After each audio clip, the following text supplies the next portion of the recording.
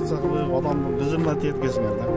Кыжырына жакшы мамиле кылыш жок экен да ойдомчу. Ал жол. Кандай ак жол? Баа протоколун көчүрмөсүн бербейсизби? Кантип берем? Эгерде токтом чыгарбасам мен. Жолдош айтыш. Жолдош пропуск. Анда мен эмне негизинде таттанам? Италия комедия жигиттер. Протоколду жокко чыгарышты. Протоколду түзгөн инспекторго мыйзам чегинде чара көрүлөт деп убада берип кетишти.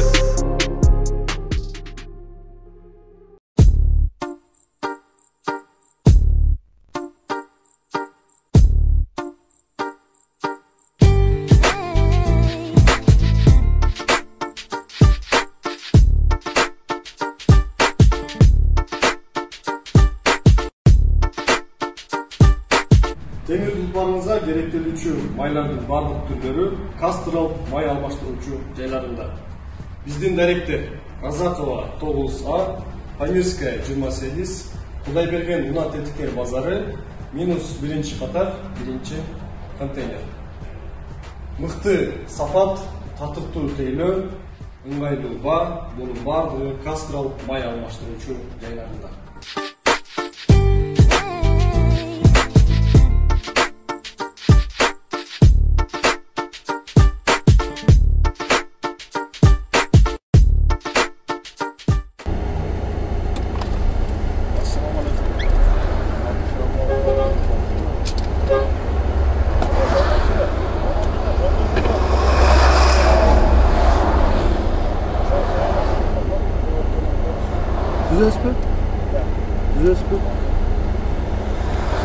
Түзөсүз, бирок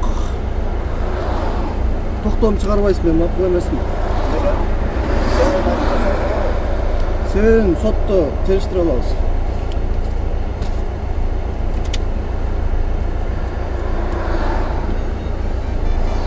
Алло?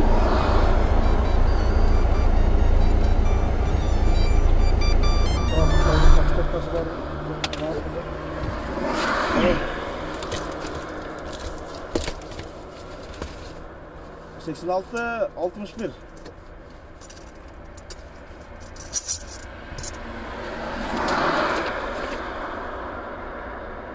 Hazır ötem hazır.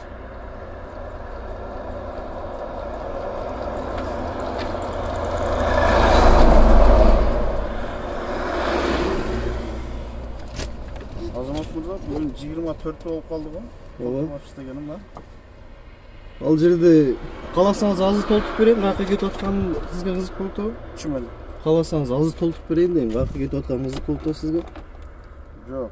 Мен негизин айтып атам, мына жериңизде направление, өзүңүздүн мисалы үчүн гаражыңызда чыккан направление болуш керек. Мына жака чыкты деп, анан чеккен направление келип киргендеги направление. Ап бериң.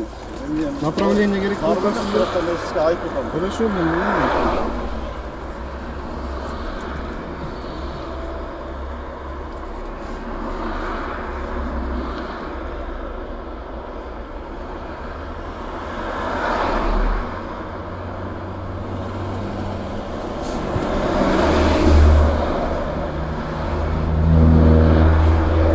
Bağıtta gitti.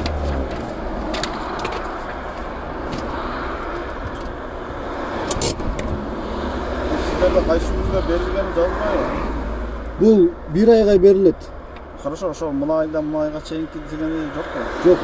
1 айга берилет, айдын башына берилип, айдын этегинде кайра жаңы. Кайсы айга берилгени сиз мисалы үчүн мына башында жазылат да, мына числодон мына числого чейин депчи. Эми биздики ушундай, эгер ушуга дагы кандайдыр бир нааразычылыгыңыз болсо, ушуга да түзүңүз. Протоколду мен сизге муну сурап атам. Сизге мындай эмес депчи. Сиз мага карата жакшы билесиз. Мен сизге түшүндүрдүм. Мен сизге түшүндүрдүм. Жакшы билесиз аны. Мен сизге түшүндүрдүм. Протокол алып келем.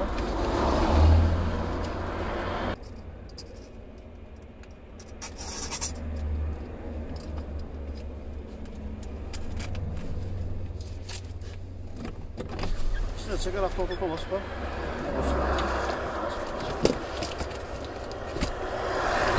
Çekirdeyle toktop turat ko. Çekirdeyle toktop turat ko. Özünüzge. Düşündüm. А сизге кызыктуу эмеспи эмнеге макул эмеслигим? Кызыктуу, бирок эми айлашсыздар, эмне бар? Эмне?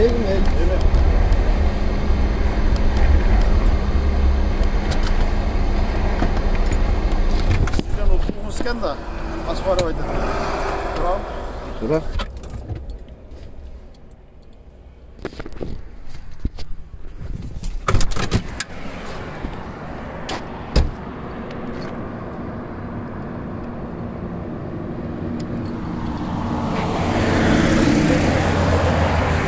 Кандай элесиз? Мен суроолорума жооп берип коесуз белем. Ооба.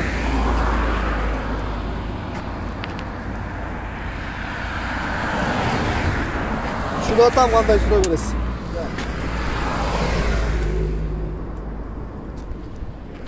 Менден сурап эле мындан алып толтура бериң.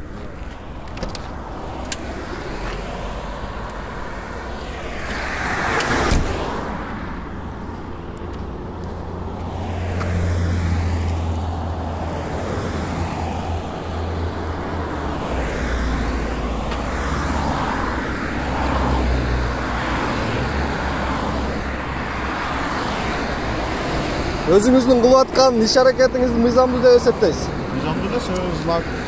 Адам берип, көмөк берип турган знакка эч нерсе жок. Знактан бери жакка. Ашып өтүүгө мүмкүн эмес деген знак турат, э? Жок. Адан кийин знак барбы, жокпу? Жок. Адан кийин знак жокпу? Ооба. Мейли, түзөрүңүз. Ondan kийин эмне знак көрдүңүз сиз? Кандай элесиз? Ondan kийин эмне знак көрдүңүз сиз? Менби? Эми аны YouTube'дан көрүп аласыз, эмне знак көргөнүмдүчү. Обязательно YouTube'дан көрүш керекпи? Эми сиз эгер билбесеңиз, билип аласыз да YouTube'дан көрүпчү.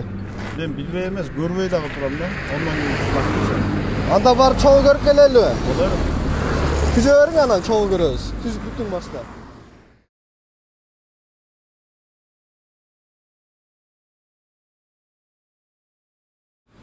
Түзө бериң анан көрөбүз. Жок, анан эмне знак бар? Мындай мамилеге келиң да сиз деле. Жок, мен мамилеге кандай келем? Сиз эгер жол кайгылуу кызматынын жол көзөмөлдө Сиз жол белгини көрдүңүзбү? Мен жол белгини көрдүм. Анан эмнеге? Мен андан кийин дагы жол белгини көрдүм да. Ondan кийин дагыбы? Ооба, ошон үчүн мен ашып өтүп атамын. Хорошо, эмне деген жол белгини? Эми аны сиз менден жакшы билишиңиз керек да. Мен жакшы билем ал эмне деген. А сиз жакшы билсеңиз анда түзө бериңиз. Только провокация кылып. Ашып өтүүгө кандай дейсиз? Только провокация кылып, адамдын кыжырына теткесиңер да. Кыжырына теткесиңер? Жакшы мамиле кылыш жок экен да ойдончу. Жакшы мамиле кылыш болсо, мисалы үчүн мынандай деп өзүңдүн оюңду айтсаң болот да. Мен мага мынандай айтып койбойсуңбу деген жерим жок. Мен билем что. Жөн эле өзүңдүн оюңду айтсаң болот да. Мен сизден сурап аткандан кийин мындай деп атам. Мен айттым, макул, мен эреже бузган болсом макул түзүңүз, токтомду чыгарбай турасыз деп өз оюмду айттым. Андан кийин эмне үчүн мыйзамдуу деп эсептейсиз десем, сиз айтып атасыз, ал жерде белги бар депчи. Ал белгини мен көрдүм. Бирок ал белгиден кийин дагы белги келип атат да. Эмне деген? Мындайча айтканда, ал белги өзүнүн жарамдуулук күчүн автоматтык түрдө жоготуп атат деген түшүндүрөт да. Түзө бериңиз.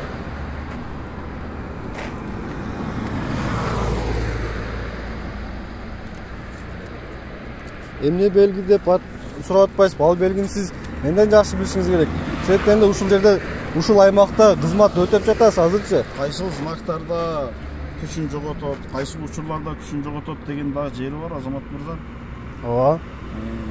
Аны да эске алганбыз. Ошо эске алган үчүн мен ашууга өтүп атам. Алдымдагы унаа 60 деген белгиден 60-тан баштап 70-ке чейин жүрсө уруксат деген белгиден 40та кетип атса, анан мен ашып өтүүгө мажбур болом да. Кечирип коесуз, сиз кайсы немеңиз менен өлчөдүңүз? Ошону мага айтып коюңузчу, мага ошо. Мен өзүмдүн машинамдын спидометри менен өлчөдүм. Машинаңыздын спидометри радар эмес болсо керек, по-моему, а? Радар эмес? Кандай дейсиз? Сиз азыр жакшы эле түшүнүп атасызбы эмне деп түшүнүп Туулган атканыңызды? жериңиз кайра? Туулган жерим Кыргызстан. Жок, кайсы район, кайсы область?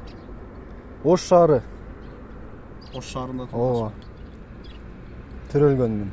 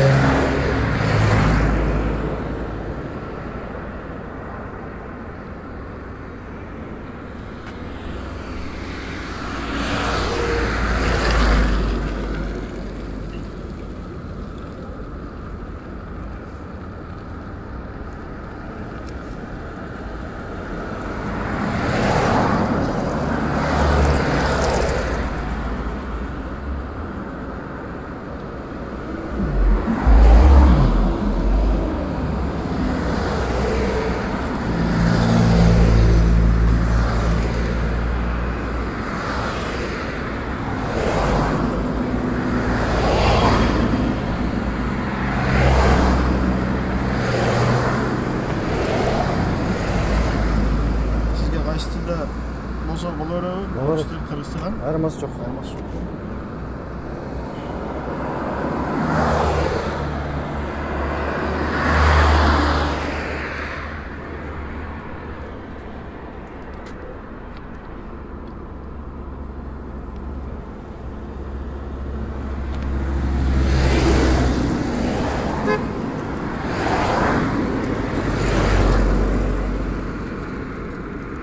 Hiç mыйзамдуу иш алып барбайт экенсиздер, жолдош прапорщик. Неге?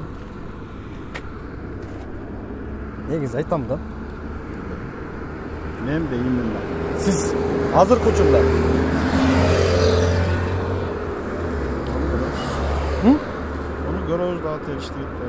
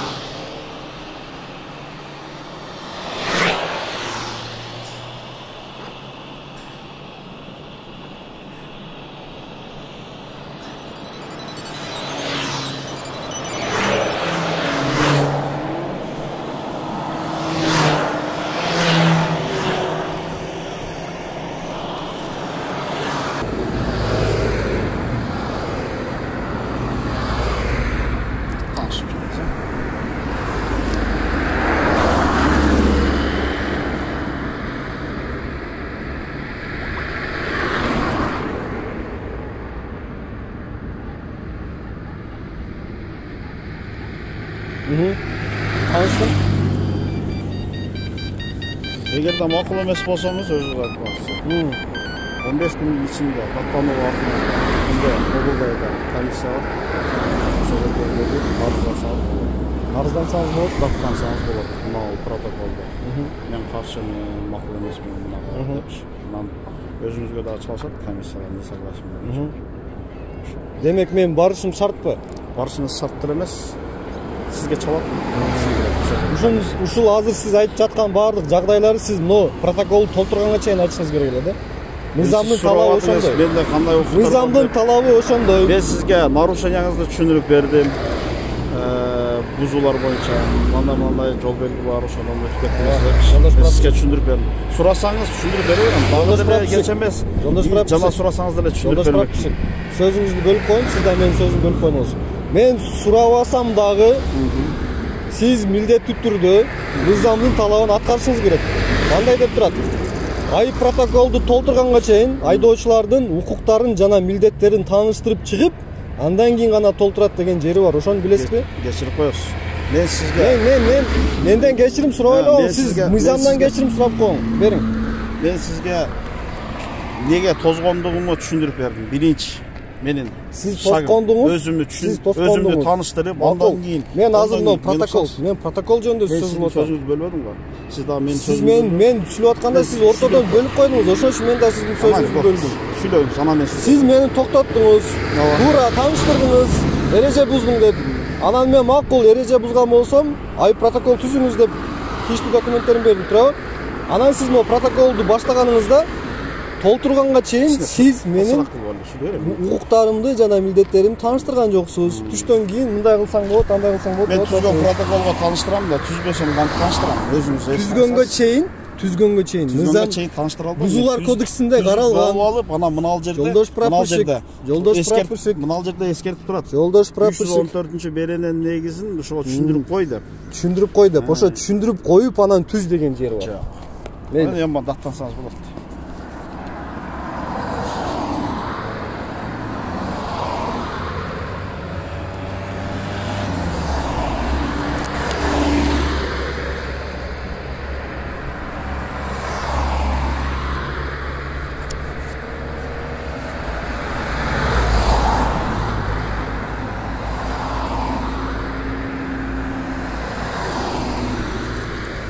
Укуктарым жана милдеттерим менен тааныштым дегенде сиз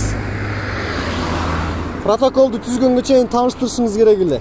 Мына карасаңыз, мен түзбөгөн протоколго кантип тааныштырам сизди? түзгөн протоколго таныштырам да. Токтоп туруңуз, эми токтоп туруңуз. Сизге мен түзүңүздө берип атпаймынбы документтеримди? Түзүңүздө берип атпаймынбы? Түзгөнгө чейин документиңизге түзүп бүтүп, анан кийин ушул жерге келгенден кийин түзүрөм да мен сизге. Адашасыз. Сиз сураңыз. Бузуулар кодексин жакшылап карачыңыз.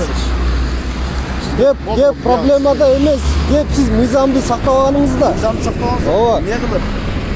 Мен укуктарым жана милдеттерим таныштырбадыңыз. Ошол да султоо, чоң султоо. Ал султоо эмес. Ал сиздин жумушка болгон шалаакылыгыңыз. Сизге түшүндүрүп бердим. Ал султоо эмес. Ал жол. Кандай ак жол? Мага протоколдун көчүрмөсүн бербейсизби? Кантип берем? Эгерде токтом чыгарбасам мен. Жолдош айдош. Жолдош прапорщик, анда мен эмне негизинде даттанам? Сизге мынау комиссия, ошон үчүн мен сизге түшүндүрдүм да, мынау мен уксаңыз, ошон үчүн мен сизге түшүндүрдүм да, комиссия. Комиссия сизге чалат мына номериңизге. Жолдош прапорщик. Сиз мондай, согласен бир жерде макул эмесмин деген протоколуңуз бар экен. Мынаны караңыз. Сиз могул жерге мен сизге токтом чыгара албагандан кийин сиз мага азыр протоколдун көчүрмөсүн беришиңиз керек.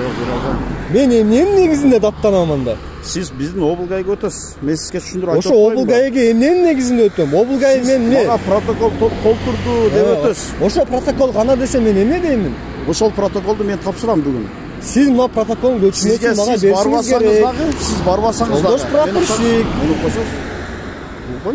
Мен сүйлөп берем, анан кийин сиз айтып бересиз. Сизге мынау макул эмесмин протоколду мен тапшырганда, автоматически мынау өзүңүздүн адым практика. Сизге чалат мына номериңизге. Ушундай макул эмес протоколуңуз бар экен, сизге түзгөн экен ушул жерде, ушул аймакта. Ошол негизинен мына күнгө келип коесуз дейт. Экөөбүздү чакырат ошол жерге. Сизди да, мени дагы. Анан ошол жерде түшүндүм. Мен сизге бир жагдай түшүндүрөйүн. Көптөгөн айдоочуларга мен ишеним каттын негизинде мыйзамсыз түзүлгөн протоколдорун жокко чыгартканмын. Берип туруңуз, жокко чыгартканда ишеним кат менен биргеликте мен мына протоколдун көчүрмөсү менен барамын. Ал протоколдун көчүрмөсүндө мен карасаңыз, эгерде токтом чыкпаган болсо дагы, мен сизге ошону тастыктап берейинби? Мен сизге ошо мына жөнөкөй мына протокол менен барып, мыйзамсыз түзүлгөн протокол жокко чыгарганымды сизге тастыктап берсем, сиз эмне кыласыз? Эркекче аз мелдешели. Ким утулган болсо, эмнеге болсо дагы. Сиз ошо эмнеге мелдешесиз? Макул, анда мындай кылалы. Эгерде мен туура эмес болсом, мен кечирим сурайм сизден. Сиз туура эмес болсоңуз, менден кечирим сурайсыз. Ошого мелдешебиз. Мен бирөө сурайм,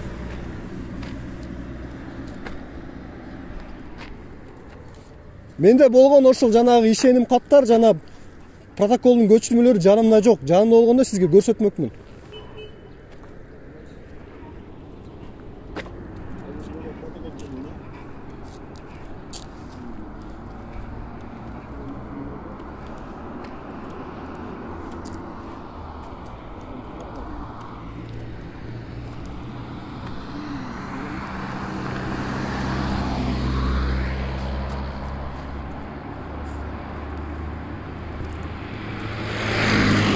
Койгонго болбойт да.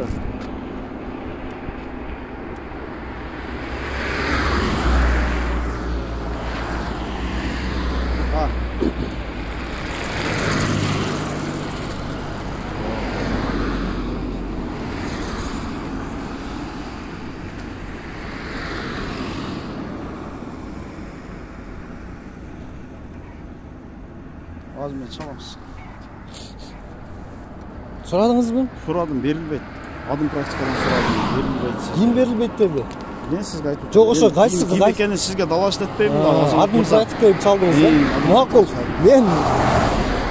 Менин тажрыйбамда бул биринчи жолу протоколду бербей кой деп. Мен эмне негизинде мен сизге айтып атам го. Даттанамын. Мени уксаңыз, сизге өзү чалат. Мына бул эренге түшкөндө, автоматически макул эмесмин дегенди түшүрүп туруп, макул эмесмин деп түшөт. Токтотулат.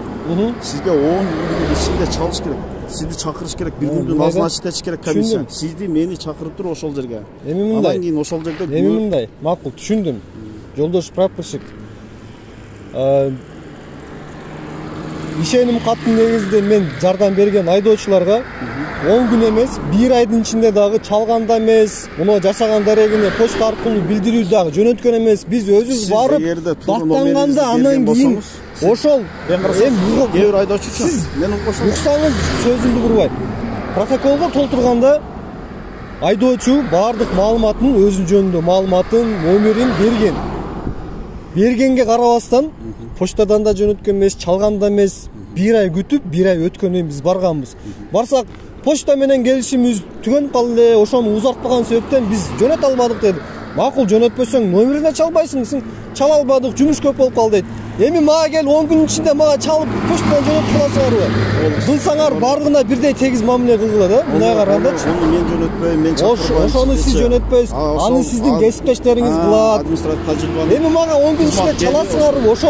Ошол маселе жаралды. Азыр эле чалса керек магачы. Бирок мына протоколдун көчүрмөсүн сиз мага милдеттүү түрдө беришиңиз керек. Аны да аткарып алыңыз, мейли. Мен айтып атам го. Мен ушул убакка чейин бербей эле келген макул эмес дегендердин протоколдорун өздөрүн чакырып ошол иш болгон. И сизге да бере албайм. И административ тажрыйбанын кызматкеринен дагы сурадым да. Сиз буга чейин эреже бузган айдоочулардын бирине дагы эгер макул эмес болсо берген эмессиз протоколду. Алар кантип барып даттанат? Ошону айтып атам го. Мына телефон номери. Буларыңыз чалбайт, жөнөтпөйт. Чалат, Азамат мырза. Сиз көрүңүз, чалат. Макулбу? Мейли.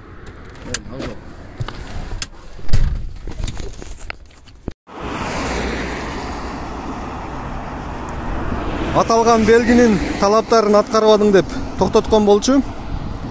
Бирок бул белги орнотулгандан кийин бир эмес, 2 белги турат. Ассаламу алейкум, мекендештер.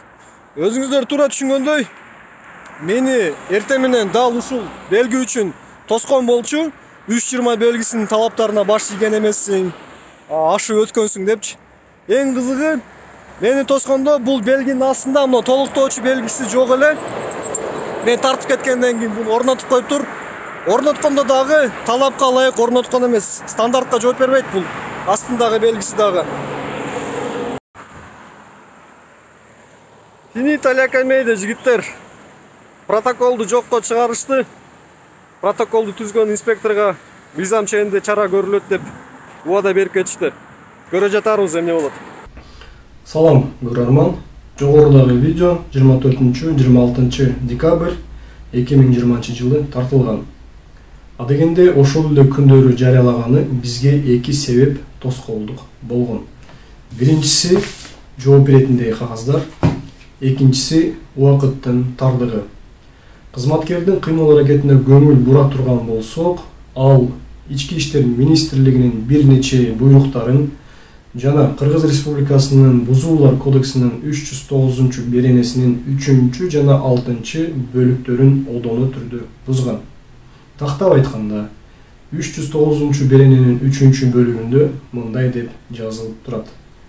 Бузуулар жөнүндө протоколду түзөөрдөн мурда ыйгарым укуктуу орган бузуулар үчүн жоопкерчиликке тартылган ар бир адамга алардын төмөнкү укуктарын түшүндүрүүгө милдеттүү. Биринчиси өкүлдүн жардамынан пайдаланууга, экинчиси түшүндүрмө берүү же түшүндүрмө берүүдөн жана суроолорго жооп берүүдөн баш тартууга, үчүнчүсү ыйгарым укуктуу органдын чечимине сотко даттанууга. Ушул эле берененин 6 бөлүгүндө протокол 2 нускада түзүлөт. Анын бири бузууларды жасагандыгы үчүн жоопкерчиликке тартылып жаткан жакка кол койдуруу менен тапшырылат деп жазылган.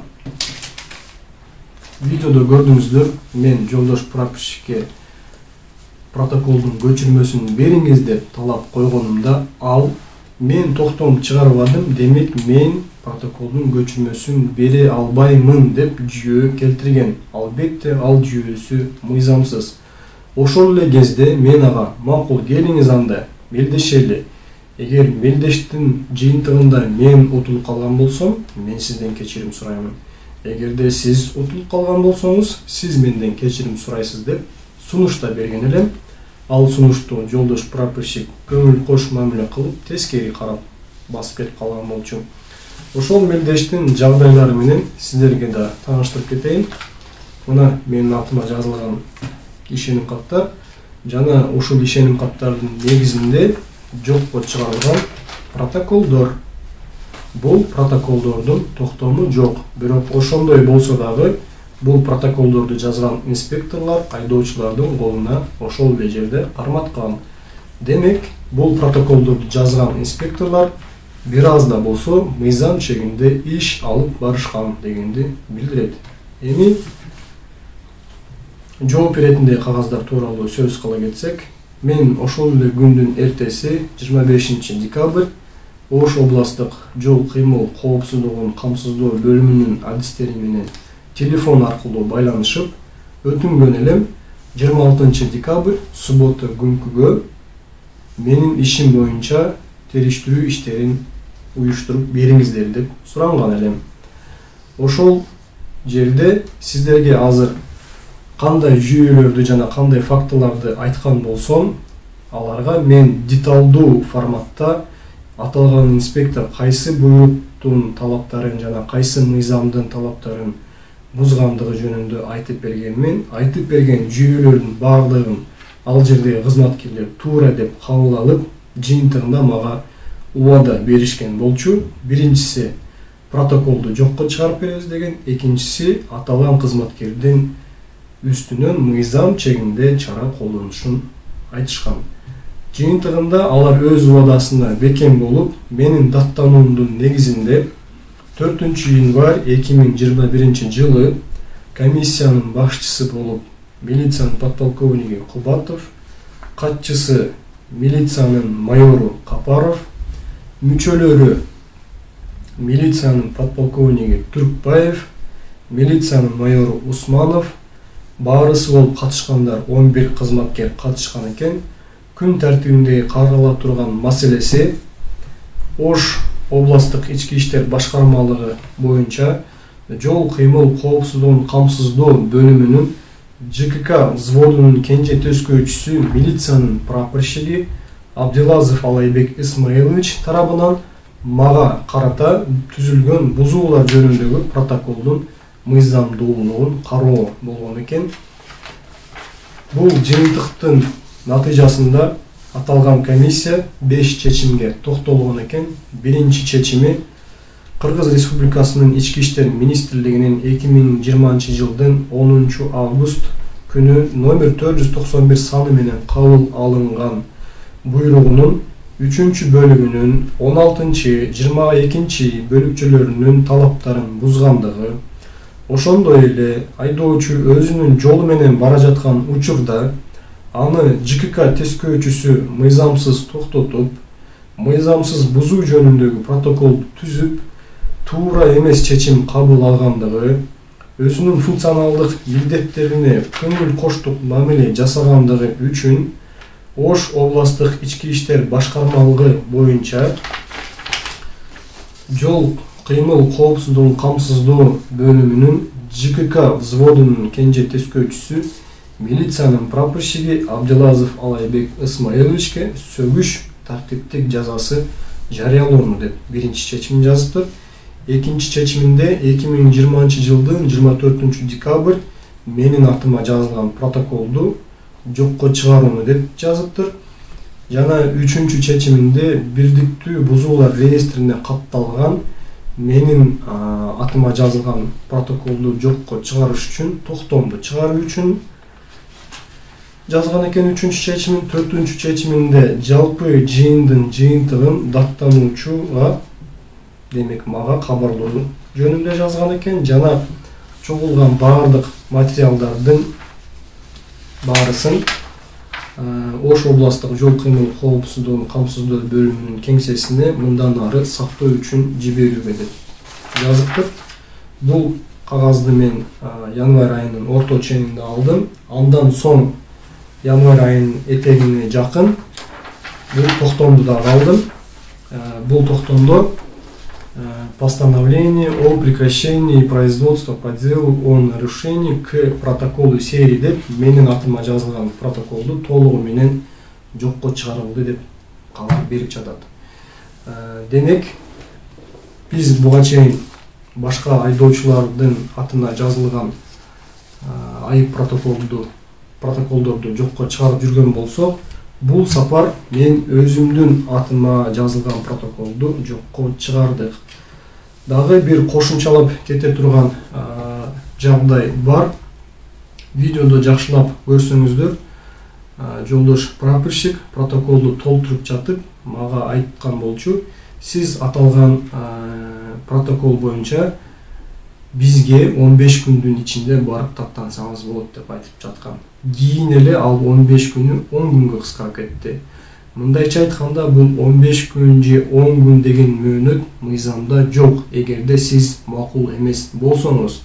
Бирок сизге бузуулар жөнүндө протоколду толтургандан кийин эле дароо токтомду чыгара турган болсо, анда ошол учурда гана сиз аталган протокол жана токтомду 10 күндүк мөөнөт ичинде сотко гана даттанууга акыңыз бар. Ал эми макул эмес болгонуңузда, биздин окуяга окшош окуя болсо, сизге 15 күн деп айтабы же 10 күн деп айтабы, ал мыйзамсыз. Себеп дегенде сиз макул эмес болуп жатасыз. Демек сизди кызматкерлер өздөрү билдирүү берип чакырыш керек. Ал жанагы 15 күндүн ичинде же 10 күн ичинде барып арызданасың дегени ал кызматкерлердин жеке чыгармачылыгы. Көңүл бурганыңыздарга чоң рахмат. Жол эрежесин так сактаңыздар.